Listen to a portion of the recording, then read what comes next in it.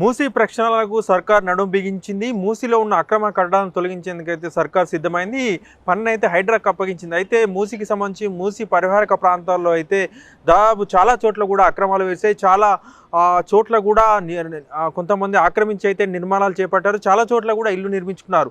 దాదాపు మూసీ నది 55 కిలోమీటర్ల మేర ఆక్రమణకు గురైనట్లయితే అధికారులు గుర్తించారు. సో ఈ అక్రమాలు తొలగించే పనిని అయితే హైడ్రాకు అప్పగించారు. అయితే అక్రమాలు తొలగిస్తే అక్కడ ఉన్నవారు నిర్వాసితులు అవుతారన్న ఉద్దేశంతో అయితే సర్కార్ అయితే కీలక నిర్ణయం తీసుకుంది.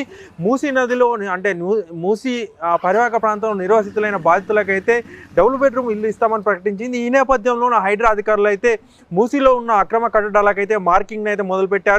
ఎక్కడి వరకు మూసీ పరివాహక ప్రాంతం ఉందో ఆ లోపు ఆక్రమించి కట్టుకున్న ఇళ్ళకైతే హైడ్రా అధికారులు అయితే మార్కింగ్ చేస్తున్నారు. కొలతలు వేసి మార్కింగ్ చేస్తున్నారు. మనం చూసుకోవచ్చు. సో మూసీని ప్రక్షాళన చేసే ఉద్దేశంతో అయితే సర్కార్ అయితే తీవ్ర ప్రయత్నాలు చేస్తుందని చెప్పుకోవచ్చు. ప్రస్తుతం మనం మూసీ చూసుకున్నట్లయితే మొత్తం అక్రమాలతో ఉంది.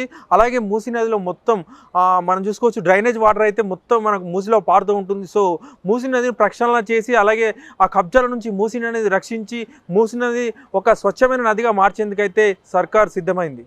కెమెరామెన్ రాజేందర్తో శ్రీనివాస్, వన్ డే తెలుగు, హైదరాబాద్.